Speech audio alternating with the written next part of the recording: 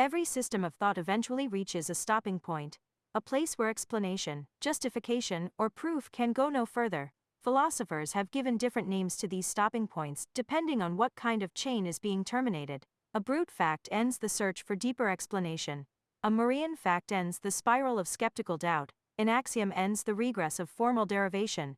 And a self-evident truth ends the demand for further justification. Each occupies the bottom of a different dimension of reasoning, and understanding their differences clarifies how we build knowledge, how we defend it, and where we must simply begin. What follows is a map of these four foundations, and the distinct roles they play in the architecture of thought. Brute facts, moorean facts, axioms, and self-evident truths all mark different kinds of starting points in reasoning, but they play very different roles. The cleanest way to see the distinctions is to treat each as a different answer to the question, what kind of thing can stand at the bottom of an explanation or justification? Bricks. Brute facts. A brute fact is a fact that has no deeper explanation, not because we haven't found one, but because none exists. What it is, a terminus of explanation, something that is just true, full stop. Why it matters. Brute facts define the limits of metaphysical explanation. Examples in some metaphysical views. The laws of physics are what they are. In ethics, for some realists, causing unnecessary suffering is wrong might be brute. Key feature, they are explanatorily primitive, not epistemically primitive. You might know them through inference, but they themselves have no grounding. Function, they end the why? Chain. Moorean facts. A moorean fact, from G. E. Moore, is something so obvious, so secure in common sense, that it outweighs any philosophical argument to the contrary. What it is, a fact we are more justified in believing than any skeptical argument that denies it. Why it matters, they anchor epistemology in everyday certainty. Examples: I have hands. There are other minds. The external world exists. Key feature, they are epistemically stronger than any philosophical premise that would undermine them. Function, they end the how do you know? Chain. Axioms. An axiom is a starting assumption of a formal system, chosen, not discovered. What it is, a rule or proposition accepted without proof inside a system. Why it matters, axioms generate theorems. They define the structure of the system. Examples: Euclid's parallel postulate, Peano's axioms for arithmetic. Key feature, they are stipulated rather than metaphysically or epistemically forced. Function, they start the if-then chain. Self-evident truths. A self-evident truth is a proposition whose truth is grasped immediately upon understanding it. What it is, a truth that needs no proof because its denial is incoherent or absurd. Why it matters, they serve as epistemic foundations in classical rationalism and some moral theories. Examples: a whole is greater than a part. If equals are added to equals, the wholes are equal. In ethics, for intuitionists, promises ought to be kept. Key feature, they are epistemically primitive, known directly, not inferred. Function, they start the why believe this? Chain. The deeper layer, how they interact. These categories often get confused, because they all sit at the bottom of something. But the kind of bottom differs. A brute fact ends explanation. A moorean fact ends skeptical doubt. An axiom begins formal reasoning. A self-evident truth begins epistemic justification. You can think of them as four different foundational roles in a system of thought. A clean way to demonstrate their bottomness is to show that each one bottoms out a different kind of chain: explanatory, epistemic, formal, or justificatory. They are not four versions of the same thing. They are four different stopping points in four different directions of reasoning. Brute facts. The bottom of explanation. Brute facts are what you hit when you keep asking why, and eventually the world stops giving answers. Role, they terminate metaphysical explanation. Structure: fact deeper, fact, brute fact. No further explanation exists. Example: chain. Why does the electron have charge -1? Because of the standard model. Why does the standard model have those parameters? It just does. Brute. This is the bottom of being, not the bottom of knowing. Moorean facts. The bottom of skeptical challenge. Moorean facts are what you hit when you keep asking, but how do you know? And eventually the doubt becomes less plausible than the fact. Role, they terminate epistemic skepticism. Structure: claim, skeptical argument, counterargument, deeper skepticism. Moorean fact, more certain than any skeptical premise. Example: chain. How do you know you're not a brain in a vat? Because I know I have hands. Moorean. This is the bottom of certainty, not the bottom of explanation. Axioms. The bottom of formal derivation. Axioms are what you hit when you keep asking what is this theorem based on? Inside a formal system. Role, they terminate proof. Structure: theorem, lemma, definition.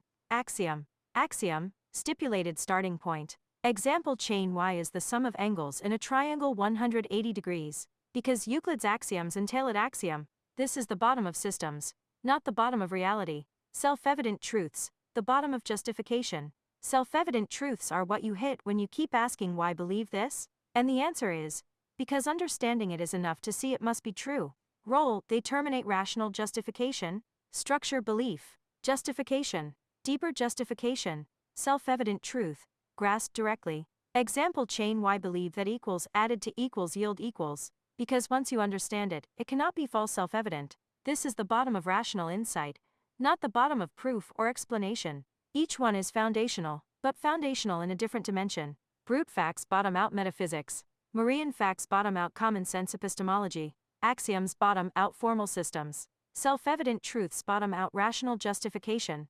They never compete because they answer different questions. A deeper layer, how to demonstrate the differences in practice. You can show the distinctions by running the same question through each chain. Why is murder wrong?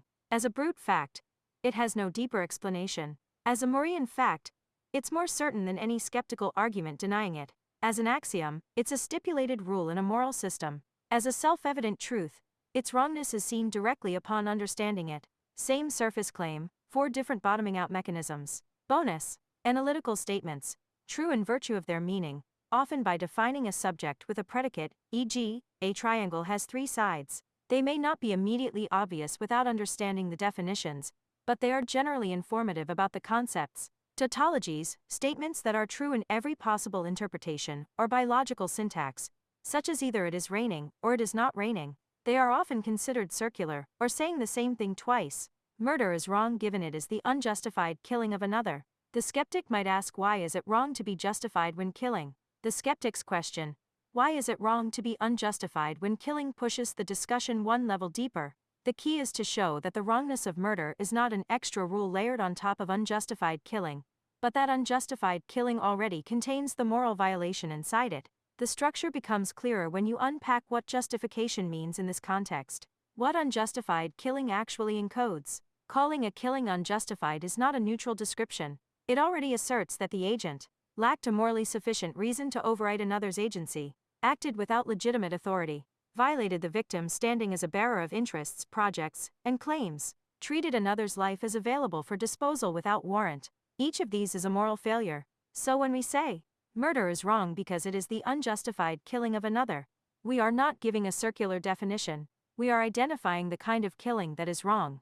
The kind where the agent's action fails the moral tests that would make lethal force permissible. The skeptic's question, why is it wrong to be unjustified, is really asking, why does lacking a morally sufficient reason make the act wrong? That question forces us to examine what justification is. Why lacking justification is itself morally wrong. Justification is the mechanism by which an agent shows that their action respects the moral status of others, responds appropriately to threats or harms, fits within a system of reciprocal rights, does not treat others as mere means. When someone kills without justification, they are doing something that necessarily violates these conditions. The wrongness is built into the structure. If you kill without justification, you are overriding another's agency without warrant. Overriding another's agency without warrant is wrong. Therefore, unjustified killing is wrong. This is not a brute moral fact.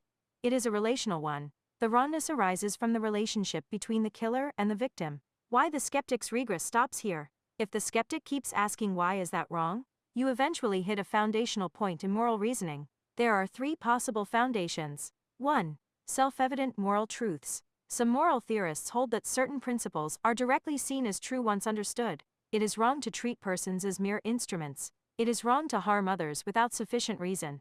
These are not arbitrary. They are grasped as necessary features of moral agency. 2. Moorean moral facts. Others argue that some moral truths are more certain than any skeptical argument against them. It is wrong to kill someone for fun. It is wrong to take a life without reason. These are moorean, more obvious than any philosophical premise that would deny them.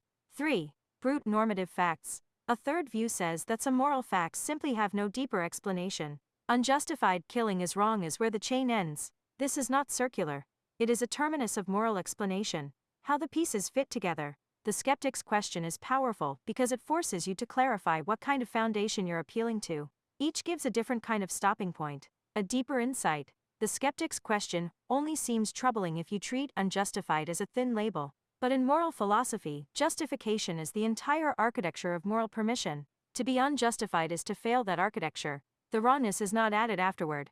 It is already contained in the failure. Together, brute facts, moorean facts, axioms, and self-evident truths reveal that there is no single kind of foundation on which all reasoning rests.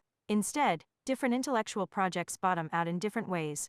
Metaphysics in brute facts, common sense epistemology in moorean certainties, formal systems in axioms, and rational intuition in self-evident truths. Their power lies not in collapsing them into one category, but in seeing how each anchors a different chain of inquiry. When these foundations are kept distinct, the structure of our reasoning becomes clearer, the limits of explanation become more honest, and the starting points of our thinking become easier to defend.